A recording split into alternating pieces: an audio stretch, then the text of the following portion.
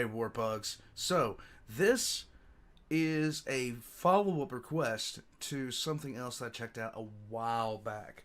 And it was a school project that got you guys talking a little bit more about naval history than we have before. Now, the school project was about the Battle of Samar, in which United States forces were wholly unprepared, should have lost. Okay, should have lost. Even though they did take some heavy losses, they inflicted a lot more. Now, part of this is because they were insane. It's just really what it boils down to. Um, so when this request came in, I wasn't surprised. Um, you guys have talked to me. You guys have talked to me about your favorite historians, things like that, and everyone says that Drachinifel is the best naval historian there is for this particular platform. And I can't find myself disagreeing with that based off what I've seen from him in the past. So, what we're going to do is we're going to check this out. Now, I know tidbits about the Battle of Samar is part of the greater Battle of Leyte Gulf. There is actually, in with ships and stuff like that, there are ships are named in the modern U.S. Navy. Cruisers are named after battles. There is a Leyte Gulf, but the Battle of Samar was part of that wider engagement. So we're going to be checking this out. Guys, leave your comments down below. Subscribe if you haven't done so already. Let's get into it. Battle of Samar odds. What are those? Let's go.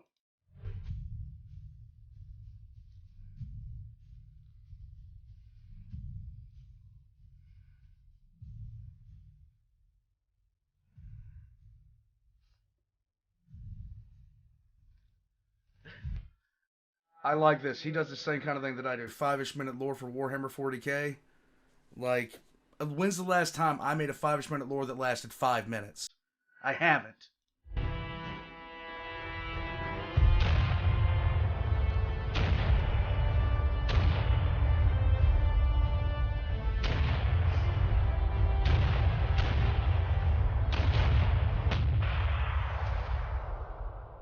Let's go. A stiff morning breeze ruffles the hair of the flight deck crew aboard USS St. Lo. The small escort carrier is expecting a calm day of flying, small anti-submarine patrols, and the occasional airstrike in support of the amphibious assault that's taking place to the west. A long way off to the north, the Third Fleet is charging after a reported Japanese aircraft carrier strike group, and has taken every cruiser, destroyer, battleship and fleet carrier that Admiral Halsey can muster with them. If the flight deck crew expected to see anything afloat apart from one of their own small escort group, then presumably it would be the returning units of the Third Fleet, once they'd smashed yet another Japanese fleet. Then came a report over the radio from one of St. Lo's pilots. He was reporting seeing ships, and they weren't American. Worse still, they were close. Incredulous, Admiral Sprague demanded confirmation, and circling in closer, the pilot radioed back, "I can see pagoda masts. I see the biggest meatball flag on the biggest battleship I ever saw." He wasn't wrong either. That meatball flag was flying from the vast battleship Yamato. Yeah. All 70,000 plus tons of her was steaming at speed straight towards them, and she wasn't alone.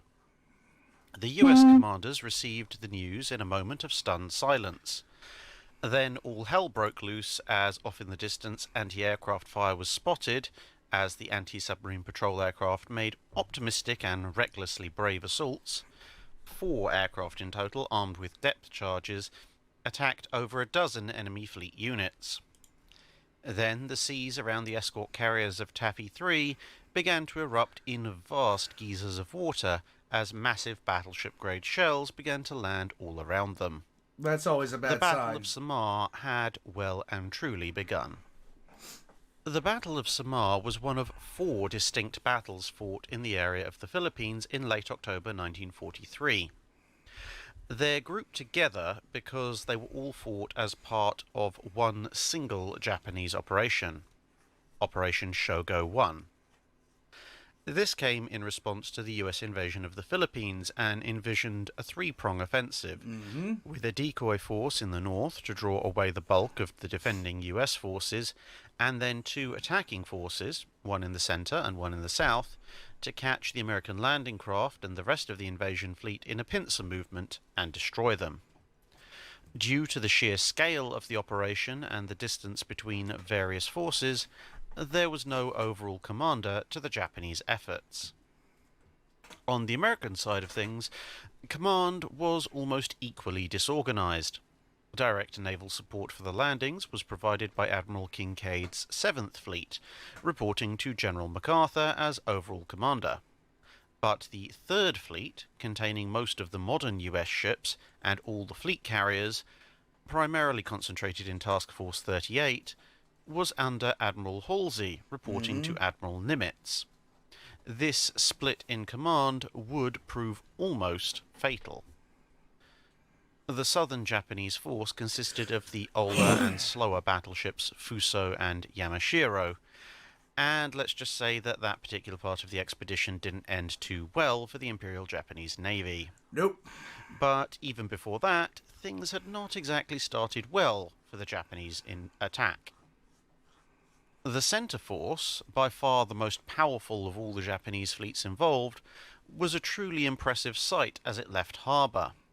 5 battleships, including both Yamato and Musashi, accompanied by the normally impressive, but in this circumstance dwarfed, Nagato, along with the converted battlecruisers Kongo and Haruna. No less than 10 heavy cruisers, 2 light cruisers, destroyers would accompany. Please don't mind my cat. Please don't mind my cat. She's just a little bit, yes, about this kind of stuff. She wants to be on the screen. She doesn't want to be on the screen. She just doesn't know what she wants. Okay, she really doesn't know what she wants. But aside from all that, do you mind? Eh? Do you mind? Okay.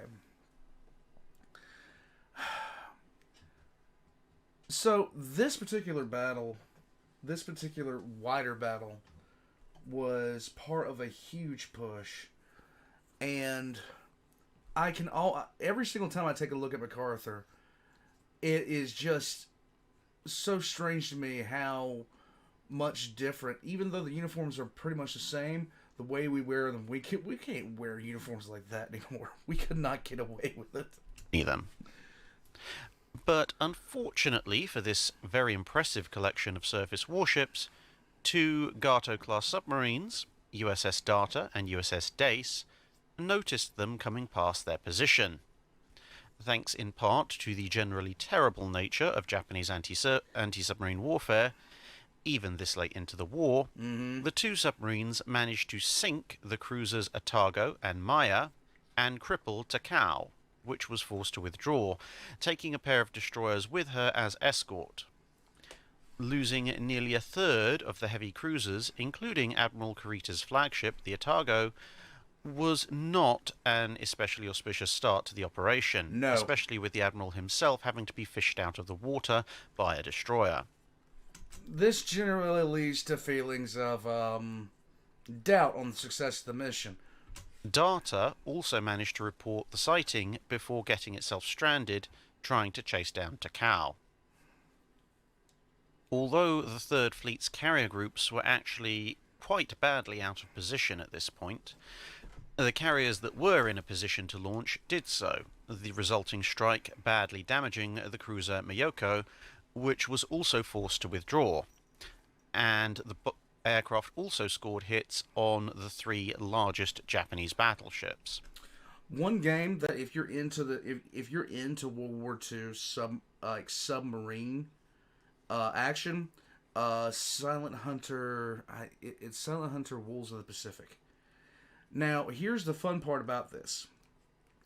Here is the great part. If you position yourself in the places where these fleet actions took place, you can effectively find the exact fleet compositions and dispositions going through. It was my favorite game for a while to literally just sneak up and take out a fleet carrier or two. I haven't played that game in so long. At some point, I got to it again. The American strike aircraft would then concentrate on Musashi, sending bombs and torpedoes into her like it was going out of fashion. After 17 bombs and 19 torpedoes, at least some of which were probably unnecessary, the mighty battleship slipped beneath the waves, and the rest of the center force turned to get out of aircraft range for the rest of the day. Halsey assumed that this meant they were retreating in total. That assumption would almost cost the Americans their invasion force. But, just in case, Halsey was prepared to detach 4 battleships, including Washington and Alabama, along with supporting escorts to cover the San Bernardino Strait. But due to unclear communications, everybody he told of this assumed that he had actually formed the force, and so nobody did anything, such as maybe move the 6 older battleships of the 7th Fleet north, or arm aircraft of the escort carrier groups with their limited supply of armor-piercing bombs and torpedoes. Convinced instead that Center Force was beaten, when he received reports that the Northern Force and its carriers had been located, Halsey promptly took off with his entire fleet, having not detached the surface warfare ships as everybody else thought he had, and so off to the north went every modern battleship and fleet carrier in the area. Even the picket destroyers were gone.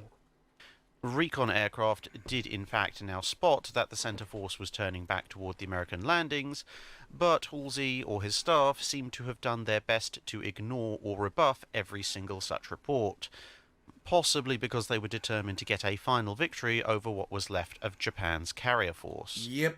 Overnight, the Southern Force would attempt to transit Surigao Strait, and since 7th Fleet hadn't moved, they ran right into it and were promptly sunk, although in the narrow confined waters, the battleships of the 7th were probably somewhat superfluous, with the destroyers and cruisers doing considerable damage with their own guns and torpedoes.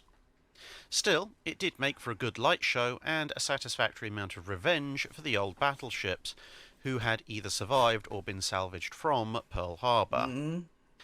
Anticipating the potential to attack survivors, since the escort carrier formations of Taffy's 1, 2 and 3 had been following the battle as best they could via radio intercepts, the central formation of the 3 was ordered to load some of its aircraft for anti-shipping strikes.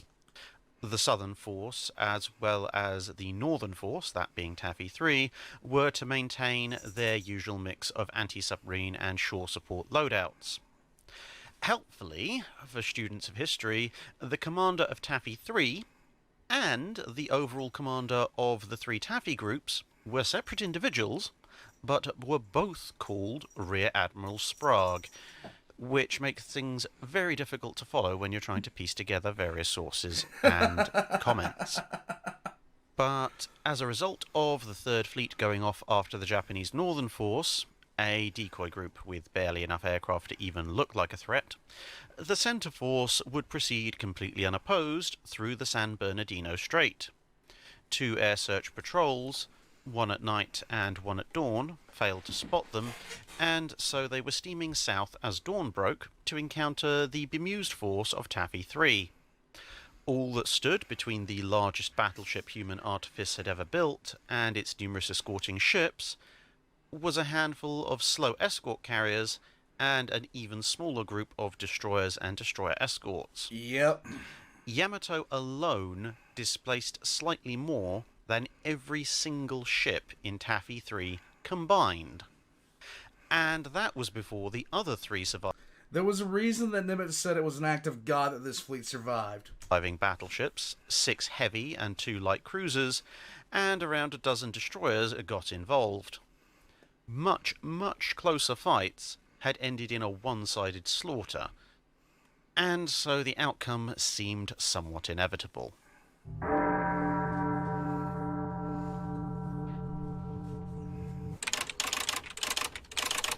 With reports of the Japanese forces bearing down on them confirmed, Rear Admiral Sprague orders his ships east, heading towards a series of rain squalls, hoping for concealment.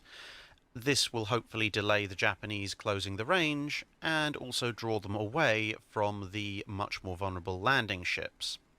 Wildcat fighters and Avenger torpedo bombers begin to take off, loaded with whatever they'd been equipped with at the time, rockets, depth charges, and machine gun ammunition being the general case. Not having all that much faith in his carrier's ability to actually survive the morning, the aircraft are directly ordered to land at shore-based airstrips to rearm once their initial attack runs are done by Admiral Sprague.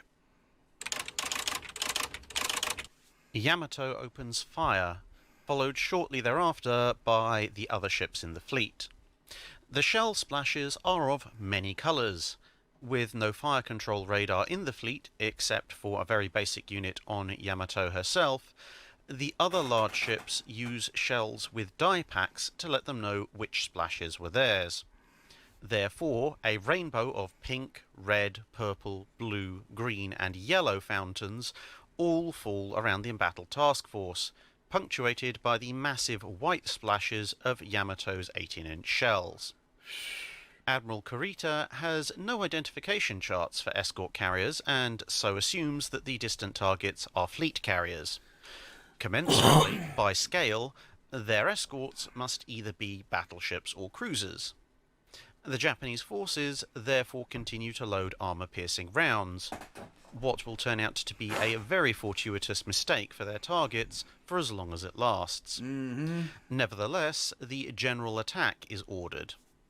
This promptly causes a bunch of confusion, as the fleet has just moved into a circular anti-aircraft formation. Now each division is supposed to attack at its own best speed. But either way, it doesn't seem to change the odds all that much. Yamato itself is slightly slower than usual, after taking on several thousand tons of water due to bomb hits sustained during the same attacks that would sink Musashi. Although the Japanese have engaged with little hesitation, they are as surprised as the Americans to be fighting this battle. Although the escort carrier groups have been under sporadic air attack for over a week, these attacks appear to have been conducted by aircraft from the Japanese army, who, of course, have utterly failed to mention any of this to their counterparts rivals mortal enemies in the Imperial Japanese Navy. The rivalry between the Imperial Japanese Army and Navy was... It would not have saved them the war. They would not have won the war irregardless, but the rivalry between the Navy and the Army was to such a ridiculous extreme that things like this were commonplace. Things like this were completely commonplace, to where they wouldn't talk to each other, they wouldn't share information, they wouldn't, even if it was something this crucial, where pretty much the last gasp of your battleship fleet is moving into an engagement, and you know this, but you're still going to sit there and just let them go in blind. The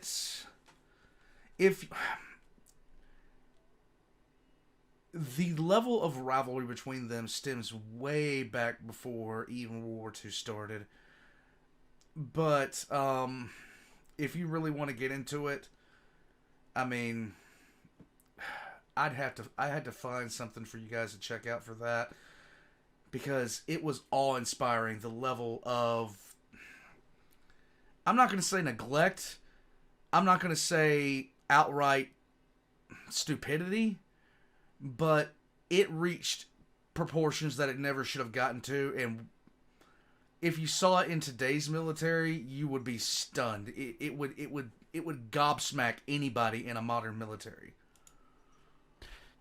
On the American side, the destroyer USS Johnston begins by laying down a smokescreen to cover the retreat and starts to zigzag to evade incoming fire, using both the black smoke from its funnels and the white smoke from its smoke generators to screen the escort carriers. USS White Plains is targeted by Yamato and a number of other ships, at least if the rainbow of reported splash colours is anything to go by. And within minutes, something explodes beneath the hull close to the keel, briefly knocking out electrical power and the starboard engine. Sources differ quite greatly and vehemently on whether this was a cruiser shell or one of Yamato's 18-inch projectiles. It doesn't matter. If it was the latter, then this would be almost the longest range hit in history by a battleship or really any naval surface gun. Well, it does matter. It really does matter. Based off what he says, and the sheer fact of the matter is, an 18-inch shell at that kind of distance is going to be absolutely devastating to whatever it hits. But whoever fired it, it is only just a near miss. The damage to the machinery results in a huge column of black smoke for a while, and the Japanese ships assume that the carrier has been sunk, which allows White Plains to escape any further fire for the immediate future. Why would they just assume that? I just don't understand. As the various formations of the Imperial Japanese Navy break to attack, the 5th Cruiser and 10th Destroyer Divisions cut across the 3rd Battleship Division, forcing Kongo to turn north to avoid collision. This puts her out of formation and on her own for the rest of the battle. But Kurita now decides this high-speed stern chase will make his destroyers burn too much fuel and orders them to drop back. The 10th Destroyer Division get the order just as they're getting into perfect flanking position on the American forces for a torpedo strike with their devastating long lances. But instead of launching, they dutifully obey, surrendering a chance to deal major damage. 2nd Destroyer Division is ordered to fall in behind 3rd Battleship Division, but as this means finding the Kongo, they surrender their position south of the main battle line as they head off north to go looking for the errant battleship. The Johnston begins firing at the closest Japanese ships, who respond by targeting it with accurate fire. Faced with an enemy whose largest gun turrets weigh more than the entire ship, Johnston decides that running is boring, and instead pulls a full 180-degree turn and charges straight back at the attacking forces. The destroyer Hoel is still following the carriers, and also begins to engage at maximum gun range, receiving a hit from Yamato's secondary 6.1-inch guns to the bridge for its trouble. Concentrating fire... Okay, just think about the general mood on board the Johnston at that point. What are you doing? Get out of there. Stop it. I wonder what that sound was. Just down there messing with stuff, aren't you? Sorry, guys, the cat. Imagine the general mood on board the Johnston. Like, I'm getting such vibes from that ship. Just the, come on, you apes, you want to live forever kind of idea. The level of insanity that you'd have to charge a behemoth like the Yamato. Forget the rest of the ships. Forget the rest of them. Forget them all. Fire on the heavy cruiser Kumano, Johnston, somehow still alive, is rewarded by seeing explosions and flames amidst the superstructure of the Japanese cruiser.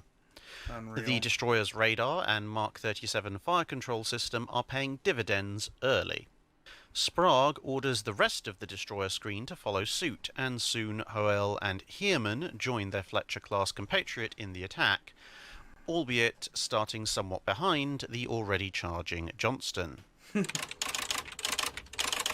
The American escort carriers reach the first in a series of rain squalls, and Japanese fire drops off significantly as their optical systems are unable to see through the rain. At this point, In time, almost any other major navy would simply have used their radar to keep spotting and firing, as Duke of York had done to Scharnhorst almost a year ago, and as the battleships of the 7th Fleet had done to the Yamashiro mere hours earlier. But since only one ship in the center force has gunnery radar, the American ships gain some respite. Johnston, meanwhile, has managed to get within 5 miles of its target and fires a full spread of 10 torpedoes. How? Minutes later, at least 2, possibly 3, tear the bow off the hapless cruiser Kumano. First blood, unbelievably, therefore goes to the Americans. The Suzuya also drops out of the engagement as it pulls alongside Kumano to assist. This brazen action further helps convince Kurita that the Johnston is actually a cruiser, since obviously no mere destroyer would dare risk this kind of charge, nor achieve this kind of damage. In the confusion, Johnston manages another about-face and heads away to open the range, with its torpedoes spent. To the south, Admiral Kinkaid receives the first of many requests for help from the embattled Taffy 3. Having been led to believe that at least 4 modern battleships from the Third Fleet should be in the area, Kinkaid starts firing off a series of urgent messages to Admiral Halsey, since his own older ships cannot possibly get there in time.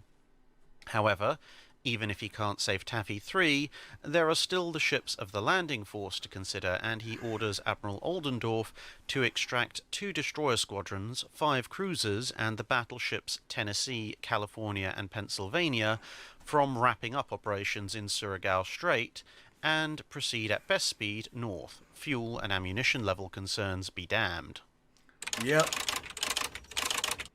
The American escort carriers turn south, passing right through what would have been This battle's been going on for less than 30 minutes at this point. 2nd Destroyer Division's kill Incredible. zone. But as a result of Kurita's orders, they and their long lances are still off to the north of the formation looking for Congo. However, Johnston's luck seems to have run out, as it is hit almost simultaneously by 3 18-inch shells and 3 6.1-inch shells from Yamato, which has decided to swat the irritating vessel. The smaller shells make a complete slaughterhouse of the bridge, and the splinters scythe through anyone out on deck. The larger shells smash through the portside engine room, crippling the ship and disrupting power to the rear guns. Thanks to a combination of low fuel stores and her light structure not initiating the fuses on the larger shells, the ship is crippled but not blown apart, although Yamato dutifully records the sinking of the enemy cruiser. Instead, the ship drifts into another rain squall and repair parties start to work on the radar and electrical systems so that it can re-engage the enemy with its 5-inch guns. Meanwhile, Hoel fires off... Look at this. I'm loving this. Oh my god, I'm loving this. Off half its torpedoes and reverses course, but is likewise struck by a wide variety of shells, causing much more significant damage than even that caused to Johnston, leaving the 2nd torpedo launcher as almost its only working system.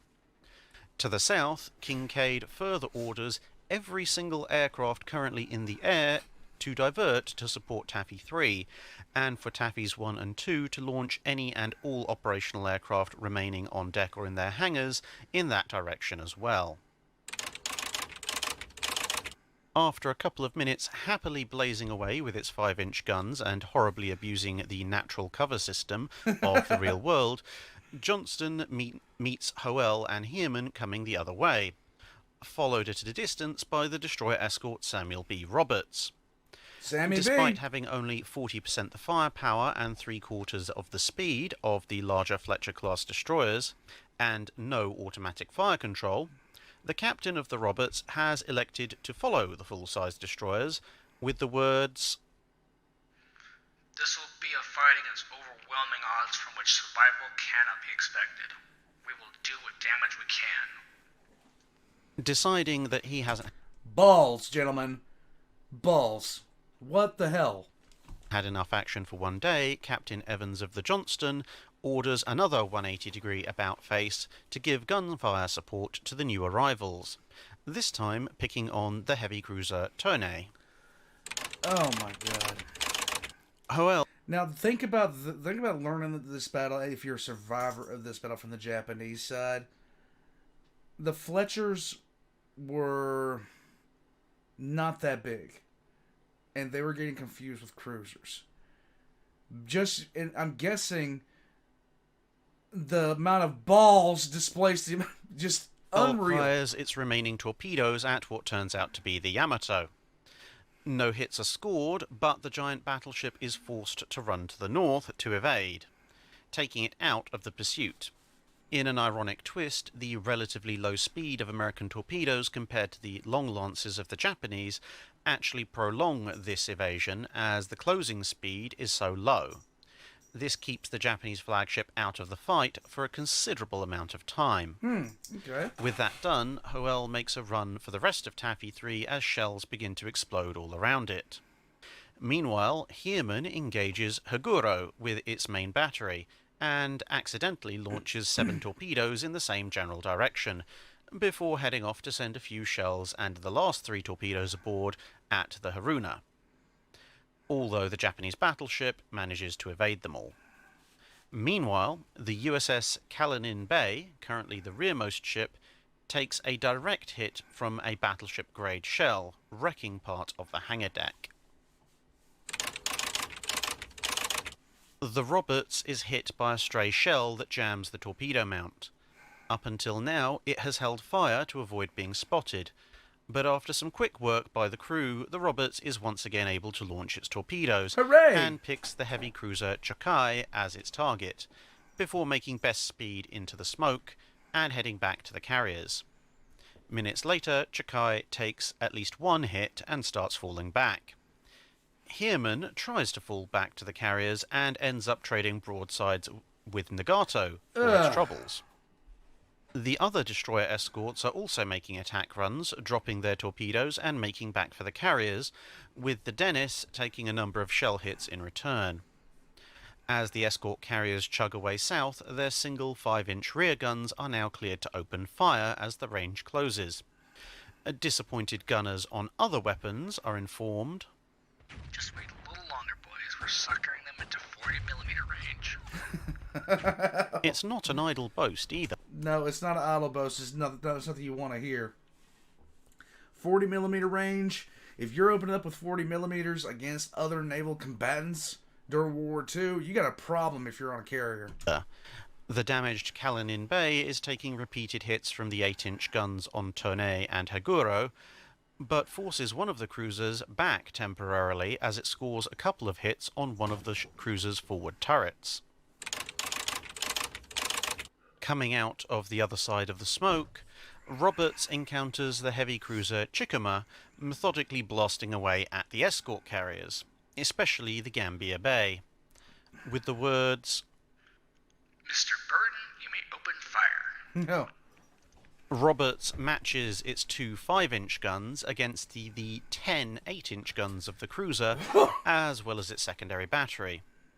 With a slower rate of fire and her attention divided, Chikuma doesn't immediately blast the Roberts from the water, and soon actually finds itself under a pincer assault as Heermann joins in from the other side. The Roberts empties its entire armour-piercing round supply and switches to HE. It runs out of HE, and it resorts to firing anti-aircraft shells. It then runs out of anti-aircraft shells, and is forced, as a last resort, to fire star shells, which actually have the unexpected advantage of setting off high-temperature phosphorus fires all across the superstructure. The embattled heavy cruiser is not in immediate danger of sinking, but is being badly mauled. just for reference, to tell you how different life is nowadays, one of the largest gun that the U.S. Navy has on any ship, largest deck-mounted gun right now, is the 5-inch gun of the cruisers. And there's one on the fore and one on the aft. And the same thing is on the destroyers. I think the destroyer only has one on the fore. But, yeah. We have not done really anything gun-wise since World War II. It's all missiles now, baby.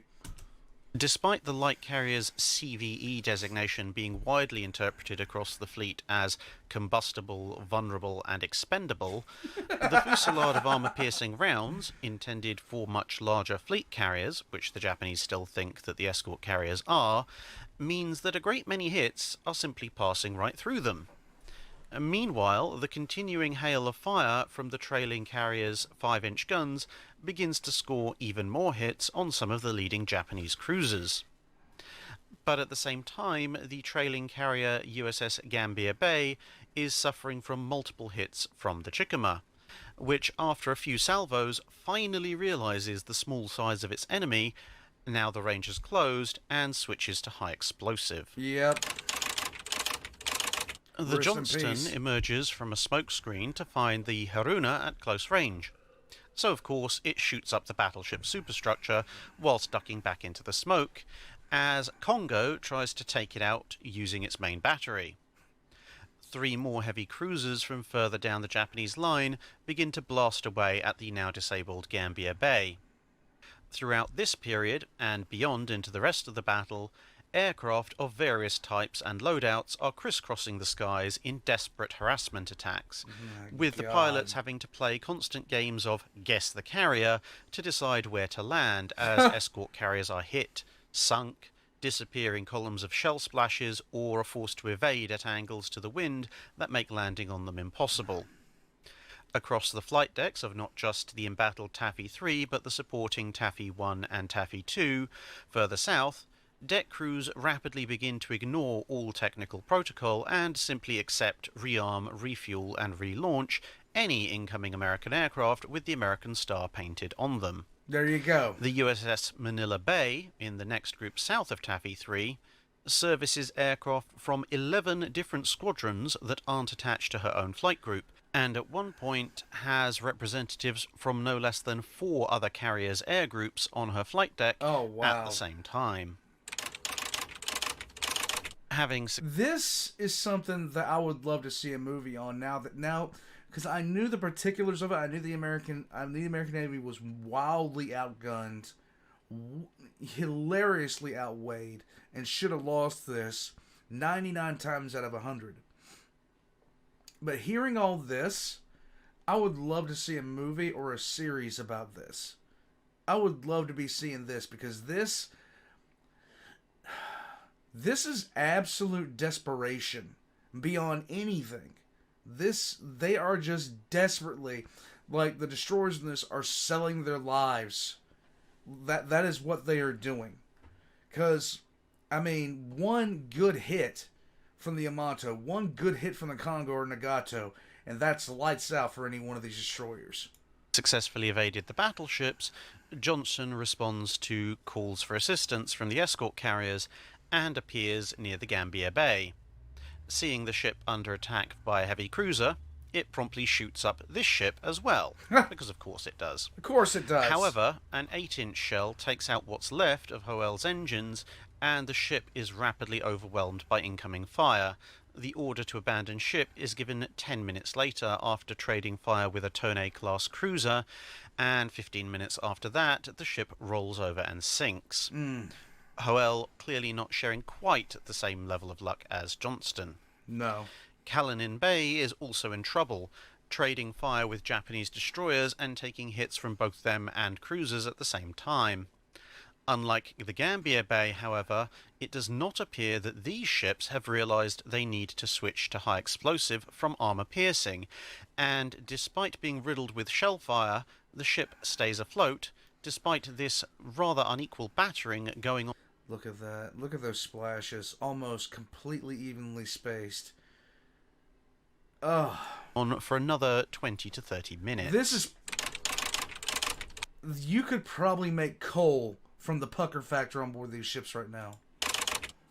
A lookout points out to Captain Evans aboard the Johnston that a 7-strong formation of Japanese destroyers is closing on the carriers from behind. What do you think happens? Of course, the Johnston swings around to engage the entire flotilla, and despite taking several more hits, Johnston successfully forces away the first 2 ships, which leads to the entire squadron taking a detour to avoid the single pugnacious ship. It will take the Japanese destroyers almost 3/4 of an hour to work around to a Johnston-free firing position. My God. And as a result, all their torpedoes So, I knew the Johnston was crazy in this. I didn't know it was this insane. will miss. During the fun, Like, they were seriously having the Doom soundtrack play over the 1MC for that entire battle. the Johnston nearly runs into Heermann and Roberts, who are trying to make some sense of the confused mass of shipping, whilst continuing their battering of Chickamauer with their remaining ammunition. However, the Japanese battleships and cruisers now come to Chickamauer's aid, and within 10 minutes the Roberts is knocked out of action, as the Japanese ships firing at her also belatedly switch to high explosive, and within minutes of this change, several massive holes are blasted into her side and she begins to sink. The embattled heavy cruiser withdraws, but will later sink on her way home. Around about this time, something happens to the cruiser Chakai. Reports conflict as to whether the hit is scored by a 5-inch gun from the USS White Plains, or if it's a bomb hit from one of the recently arrived aircraft, or whether it's a combination of both. But in any case, the relatively small explosion causes the pure oxygen fuel on one of the Chakai's torpedo banks to detonate, causing a That's going... Okay. Damn. catastrophic explosion that forces the ship to heel out of line almost immediately. The ship will be found limping away and sunk by aircraft later in the day. With Gambier Bay and Hoel sinking and Roberts not much longer for this world, the Johnston is now set upon by 4 cruisers and a number of destroyers. The ship's crew patch holes as fast as they can, but the ship is literally gradually being taken apart by repeated salvos. The fact that this particular set of Japanese ships is still using armor-piercing instead of high-explosive is the only saving grace. Meanwhile, various aircraft from Taffy 3 launched piecemeal, along with the arrival of a concentrated strike formation from Taffys 1 and 2 further south, begin to make runs at various Japanese capital ships, with many aircraft machine gunning their targets once the more conventional anti-shipping weapons are expended. This assault considerably disrupts the Japanese formation. Heermann has also been under heavy attack for about 20 minutes by now, with the captain at one point wishing for periscope with which to see over this wall of water. caused by a near-continuous barrage of shell splashes. But the ship gamely exchanges fire with Tone until ordered back to lay smoke for the surviving escort carriers. Kurita, convinced that his opposition is significant and not... Look at this. That is just crazy. realizing that Heermann is the only fleet destroyer still operational, orders the fleet to cease attacking and regroup to the north.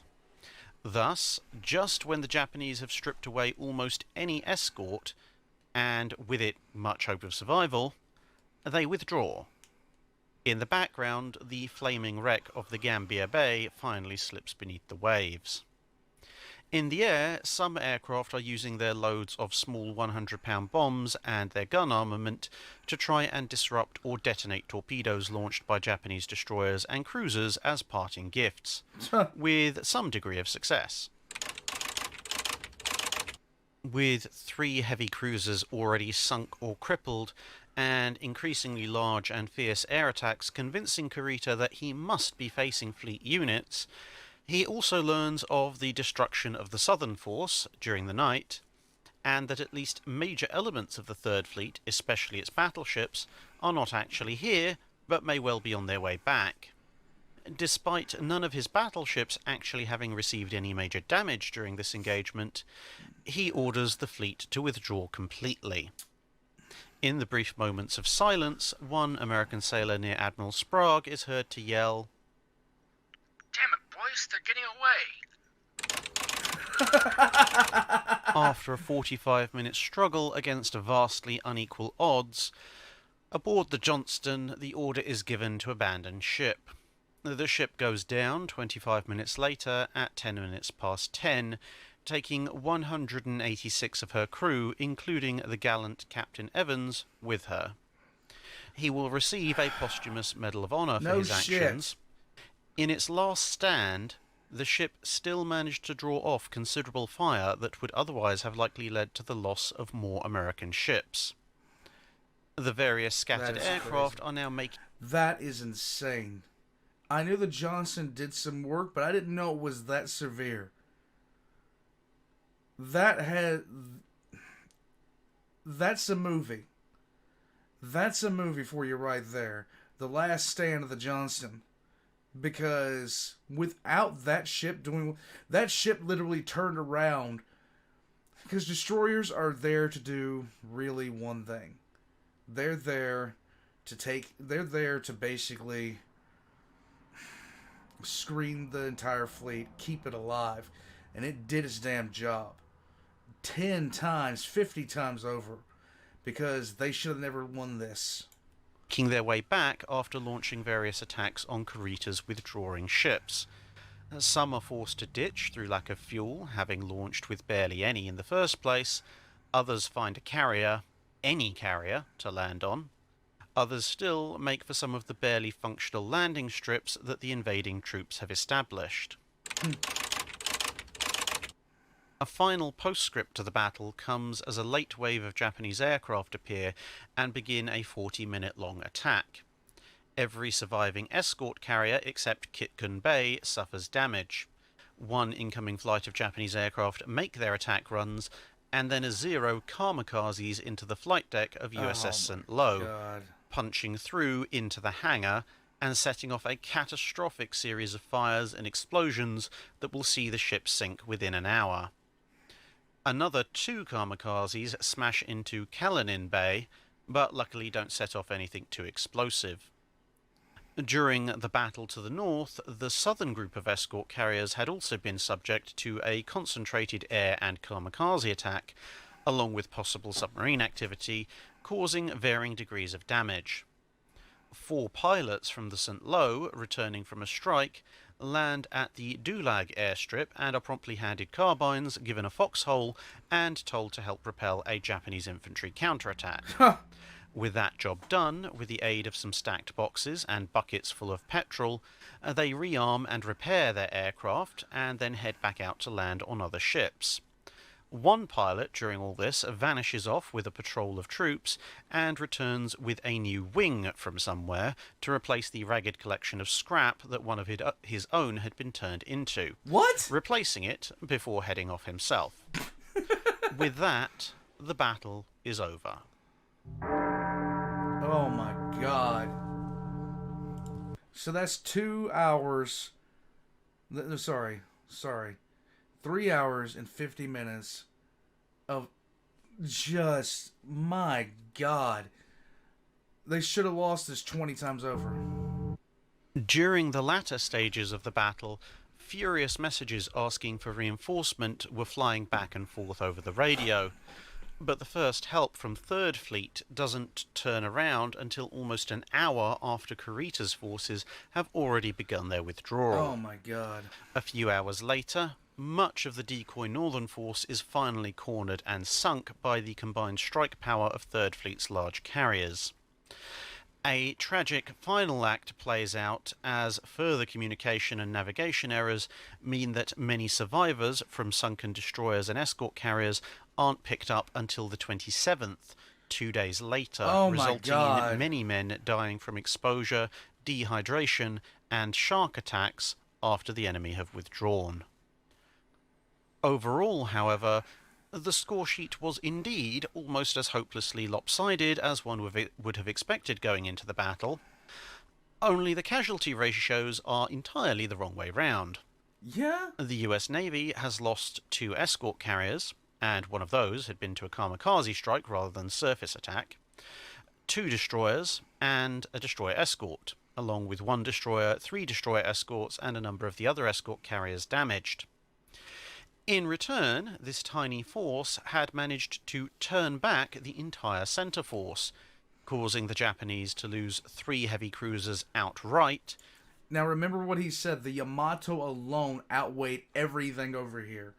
All of this was outweighed by the single battleship.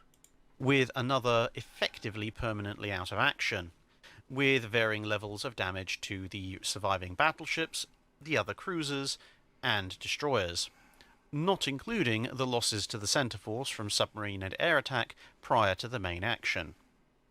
The entirety of Taffy 3 would be awarded a Presidential Unit Citation, Yeah, no kidding. as well as numerous awards for acts of individual bravery.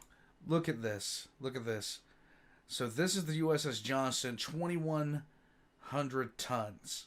2,100 tons. The gun of the Yamato weighed more than it. Although the battle would not have gone the way it did had it not been for the astonishing bravery of the escorting destroyers and destroyer No escorts, kidding. it was also a salutary lesson in the number of other factors. The lack of radar and advanced fire control on the Japanese side had badly hampered them, with a disproportionate number of hits scored by the main and secondary batteries of Yamato alone, which was the only ship with some sort of radar in the fleet. The fact that the American ships could maneuver and rapidly reacquire an accurate firing solution also meant that they had more freedom of action, whilst the Japanese ships tended toward straight line or broad sweeping motions that made them far easier targets, especially for torpedoes. Their lack of good intelligence also meant that they vastly overestimated the size of their foes for far too long, hails of armour-piercing shells doing comparatively little damage compared to the high explosive that they should have been using. In addition, the long fuses on many Japanese armour-piercing shells designed for diving hits against capital ships meant that a lot of shell hits that actually contacted the American ships either didn't explode or would only do so after the shell had punched clean through the ship and out the other side, resulting in relatively little damage. The rapid demise of the Roberts and Gambier Bay once their respective attackers had switched to high explosive gives some idea of how the battle could have gone if this one critical change had been made much earlier. Right. Finally, once again, the quality of the crews shows through, particularly in the case of Admiral Kurita, who appears to have committed so many basic errors as a fleet commander that it would almost have made more sense if he was secretly an American spy, given that almost every... I was about to comment on that. The amount of things that the Japanese should have done in this fight is absolutely comical, okay? Every order he issued after the initial one to open fire seems to almost have been calculated to minimize his own chances of success and maximize the relatively few American advantages. Conversely, the commanding officers of the ships of Taffy 3, although they seem to have accepted that they were almost certainly all going to die, were equally determined to cause as much damage as possible to the enemy and would maintain strict fighting discipline right up until their ships were literally shot out from under them, resulting, in combination with the factors above, in a completely unexpected tactical and strategic victory. That's it for this video. Thanks for watching. If you have a comment or suggestion for a ship to review, let us know in the comments below. Don't forget to comment on the pinned post for dry dock questions. Okay.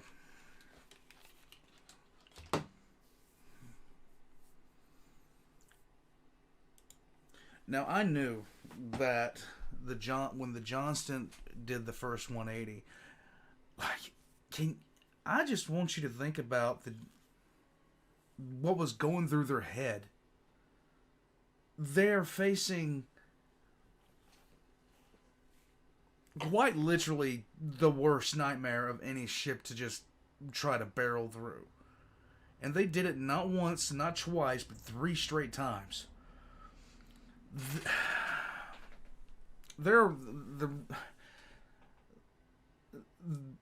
I'd love to see the Fat Electrician talk about the USS Johnston. I really, really would. I really, really would at this point. Because this was the most, like, that's not just regular bravery, that's not suicidal bravery, that's insane bravery. That is, we're going to die regardless. If we don't do this, we're dead. If we do this, we're dead, so let's die doing something.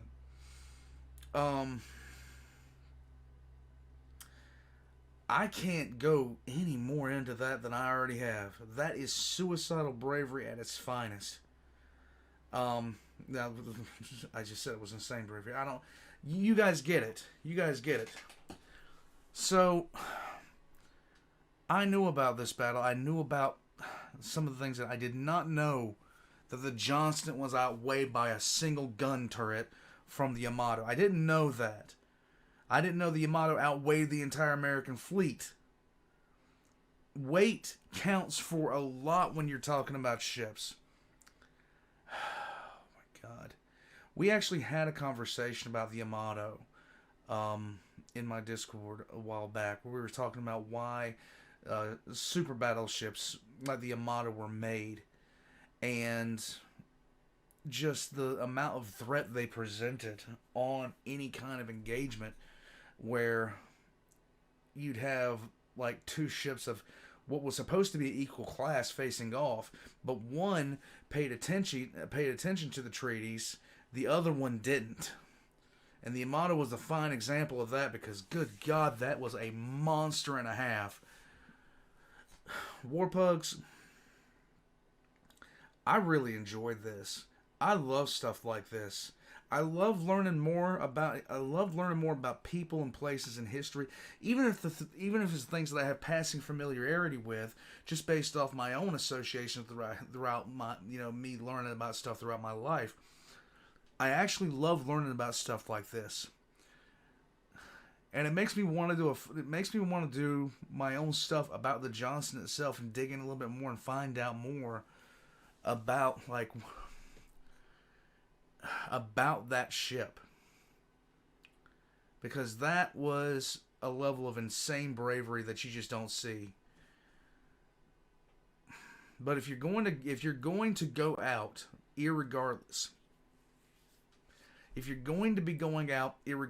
you might as well go out on your own terms, and that's what they did. So hats off to the men of the Johnston, because that was crazy. Alright, Warpugs. I'm going to wrap up this. This was an excellent recommendation. Leave a comment down below. Subscribe if you haven't already. I know that you guys want me to check out more of Drachinifel. If I'm pronouncing that right, I probably am not. It's my language thing. Excuse me. I'm sorry. But if you do, just request it. Until next time, Warpugs.